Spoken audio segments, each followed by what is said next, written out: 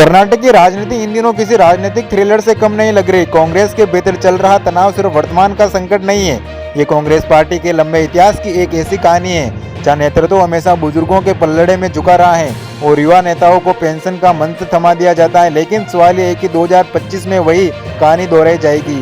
Congress party के भीतर जब भी दो नेताओं के बीच सख्त संघर्ष हुआ है, हाईकमान ने आमतौर पर वरिष्ठ नेता को तरजीह दी। ज्योतिरादित्य सिंधिया जिन्होंने 2020 में नाराज होकर कांग्रेस छोड़ी और बीजेपी में शामिल हो गए, सचिन पायलट जिन्होंने राजस्थान में 2020 का बड़ा विद्रोह किया लेकिन अंत में पार्टी में ही रह गए और आज भी इंतजार है। दोनों नेताओं में एक बात कॉमन थी, वादे, उम्मीद और फिर निराश।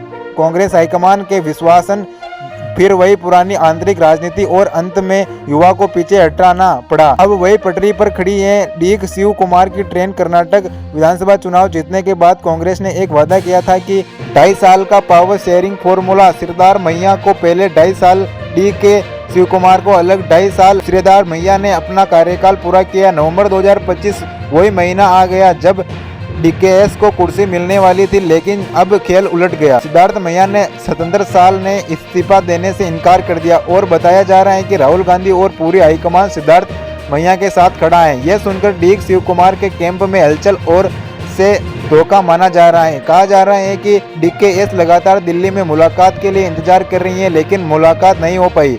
इसी बीच एक और दिलचस्प मोड़ डीके शिव कुमार के क्रिप्ट पोस्ट शेयर की है। उस पोस्ट का सीधा मतलब ये निकला कि वादा निभाना राजनीति का धर्म है और जुबान की कीमत होती है। कर्नाटक में इसे सीधा संकेत मान रहे हैं कि डीके बहुत नाराज है।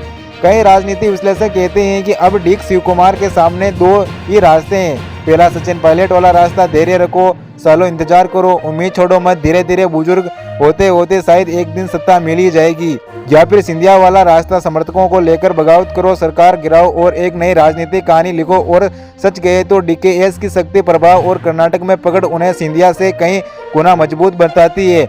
दिल्ली में इस वक्त डीके शिव कुमार के समर्थक में जमावड़ा लगा हुआ है। माहौल इतना तनावपूर्ण है कि पार्टी में फूट का खतरा साफ दिखाई दे रहा है। कांग्रेस हाईकमान को डर ये है कि अगर डीकेएस के एक कदम आगे बढ़ा और उन्होंने कोई कदम उठा लिया तो कर्नाटक सरकार खतरे में पड़ सकती है। और यह संकट सिर्फ कर्नाटक का नहीं होगा, 2029 की तैयारी में जुटी कांग्रेस के लिए यह राष्ट्रीय स्तर पर बड़ा झटका होगा।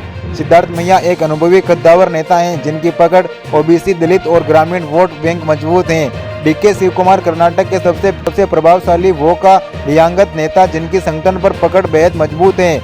वित्त जुटाने की क्षमता, राजनीतिक जुड़ाव, यह सब डीकेएस को कांग्रेस के लिए अनिवार्य बनाती हैं। यहीं से टकराव गहरा होता जा रहा है क्योंकि सिद्धार्थ मैया और डीके दोनों जानते हैं कि 2028 का चुनाव किसके चेहरे पर लड़ा जाएगा। ये लड़ाई अभी से शुरू हो चुकी है। कांग्रेस हाईकमान के सामने सबसे बड़ा सवाल ये है कि अगर सिद्धार्थ मैया को हटाए तो उनका वोट बैंक नाराज होगा, अगर डीकेएस को नजरअंदाज करे तो बगावत तय है। यानी कि एक तरफ अनुभवी नेता और दूसरी तरफ युवा शक्ति और भविष्य की उम्मीद।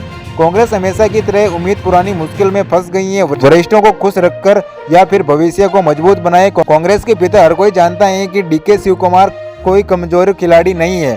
वह चुप है, लेकिन चुप्पी तूफान का संकेत भी हो सकता है। उनकी पोस्ट समर्थक का दिल्ली में डेरा हाईकमान को लगातार संदेश दे रहा है कि ये सब मिलकर कांग्रेस की कर्नाटक सरकार पर खतरा मंडरा रहा है। अगर हाईकमान डीकेएस को मानता है तो सफल तो पावर शेयरिंग का नया फॉर्मूला निकल सकता है, लेकिन अगर डीकेएस लूट गया तो कर्नाटक में कांग्रेस सरकार गिर सकती है और नई राजनीति सरगर्मियां शुरू हो सकती है। कर्नाटक आज सिर्फ सत्ता का संघर्ष मैदान नहीं है, यह कांग्रेस की पुरानी बीमारी, वादे करके निभाई नहीं युवा नेताओं को इंतजार कराना, उस मॉडल का नया अध्याय बन गया। अब देखने वाली बात यह है कि डीके शिव कुमार इस कहानी में सचिन पायलट बनेंगे या फिर ज्योतिरादित्य सिंधिया। ये तो इस कहानी के अगले अध्याय में ही पता चलेगा और जिसका सभी को इंतजार है।